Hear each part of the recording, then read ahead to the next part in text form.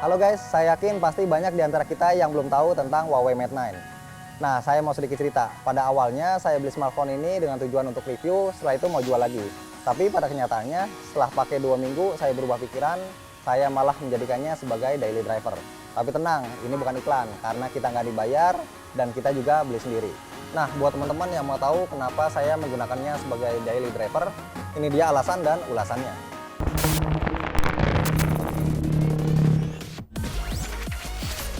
Huawei Mate 9 adalah smartphone berdimensi besar. Huawei Mate 9 juga pantas disebut sebagai phablet karena layarnya yang berdimensi 5,9 inci. Pasti Anda membayangkan bodinya yang begitu besar.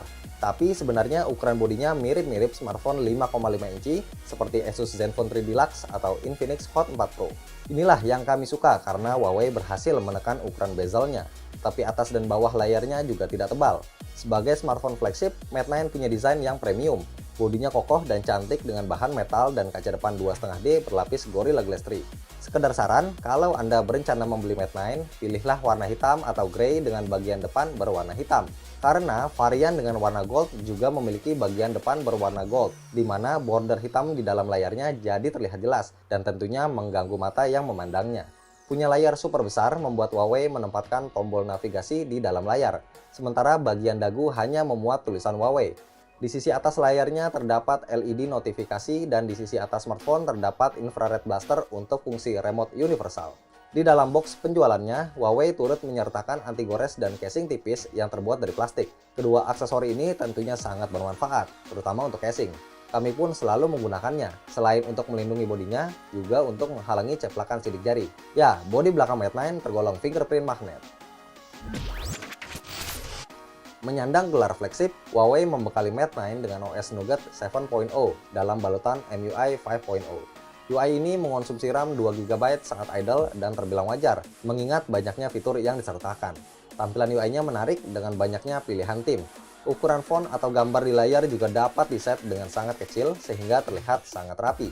Tidak ketinggalan ada pilihan layout home screen. Anda bisa pilih mau pakai app drawer atau tidak. Sekarang lanjut pembahasan fitur-fitur yang disediakan.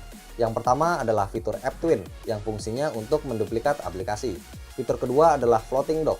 Fitur ini berguna sebagai shortcut untuk menutup semua aplikasi yang berjalan, mengunci smartphone, ataupun sebagai pengganti tombol navigasi. Sayangnya pilihan shortcutnya tidak bisa diubah. Sedangkan fitur ketiga adalah knuckle gesture alias mengetuk layar dengan tulang jari berkat adanya teknologi FingerSense. Fitur ini bisa digunakan untuk fungsi screenshot, shortcut aplikasi, hingga multi-window app. Selain tiga fitur penting ini, sebenarnya masih ada fitur lain, seperti motion dan voice control, one hand mode, hingga student mode. Student mode bisa untuk mengunci aplikasi dan mengatur waktu penggunaannya dalam setiap harinya. Logikanya mirip seperti bermain PlayStation di rental dengan sistem timer. Misal Anda set aplikasi Clash Royale atau Kukiran hanya bisa diakses maksimal 2 jam sehari, maka akan ada timer yang menghitung sehingga aplikasi tersebut tidak dapat dibuka lagi jika sudah digunakan lebih dari 2 jam. Anda pun dapat mengatur jadwalnya sesuai yang diinginkan. Kami sempat tertipu ketika pertama kali melihat layarnya. Kami mengira layar Mate 9 beresolusi 2K, padahal hanya Full HD. Tingkat density-nya pun hanya 373 ppi. Tapi apa yang tersaji di mata sangatlah tajam, cerah, dan terang. Urusan performa, Mate 9 membawa CPU tertinggi kebanggaan Huawei saat ini, yaitu Kirin 960. CPU ini punya 8 inti core dengan clock speed maksimal 2,4 GHz. Begitu juga dengan GPU-nya punya 8 inti core, yakni Mali G71MP8. Buat Anda yang bingung secepat apa performa Kirin 960, CPU ini kurang lebih setara dengan Snapdragon 820 dan sedikit di bawah Snapdragon 821. Skor Antutunya mencapai 120.000 poin. Untuk performa real world-nya pun sudah pasti sangat memuaskan, turut ditunjang dengan RAM 4GB dan storage 64GB. Bukan cuma prosesor kencang, baterai 4000 mAh yang ada di dalamnya pun sangat memuaskan karena selalu bisa menghasilkan screen on time di atas 6 jam atau bahkan mencapai 7 jam. Lebih asiknya lagi karena ada teknologi fast charging supercharge. Pengisian 30 menit, baterainya terisi 50%, 60 menit terisi 80%, dan pengisian 90 menit, baterainya sudah terisi penuh.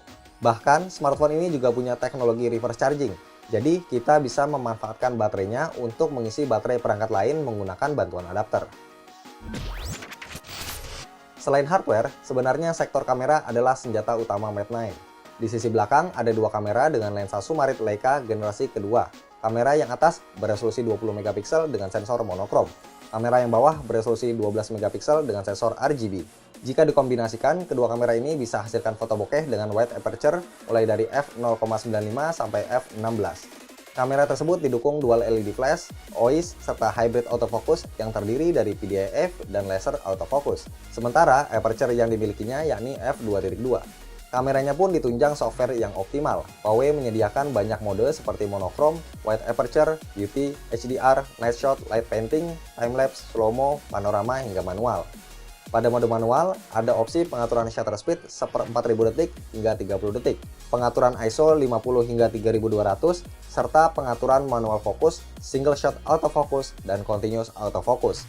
Sedangkan untuk merekam video bisa hasilkan resolusi Full HD 60 fps hingga 4K 30 fps. Selain mode unggulan monokrom dan light painting, yang paling kami sukai dari dual kamera Mate 9 adalah kemampuan memotret bokeh. Kita bisa memotret efek bokeh dengan sangat mudah dan juga cepat. Hasilnya pun bisa dibilang ya lebih natural dibanding dual kamera smartphone lain yang juga bisa hasilkan foto bokeh, seperti Xiaomi Redmi Pro atau iPhone 7 Plus misalnya. Software kameranya sendiri memiliki kemampuan untuk mengolah foto yang sudah dijepret sehingga Anda bisa mengatur fokus objek serta aperture atau efek bokehnya setelah memotret. Inilah kemampuan kamera Mate 9 yang sulit disaingi oleh kamera smartphone flagship lainnya.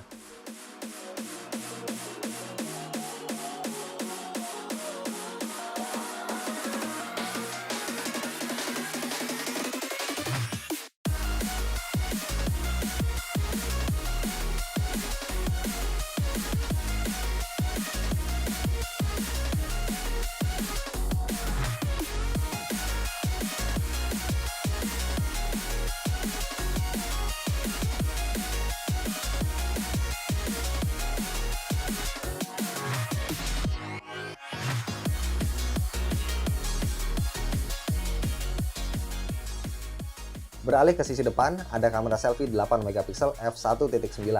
Resolusinya murni, bukan upscale karena hasil fotonya sangat tajam. Huawei juga menyertakan efek beautify yang simple tapi optimal.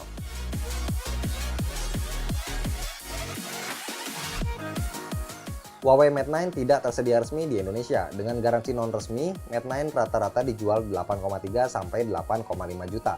Harga tersebut rasanya pantas, mengingat Mate 9 adalah smartphone monster, baik ketika kita bicara layar, performa, maupun kameranya. Apalagi baterainya sangat bandel. Selain daya tahannya kuat, juga bisa diisi cepat dengan teknologi supercharge.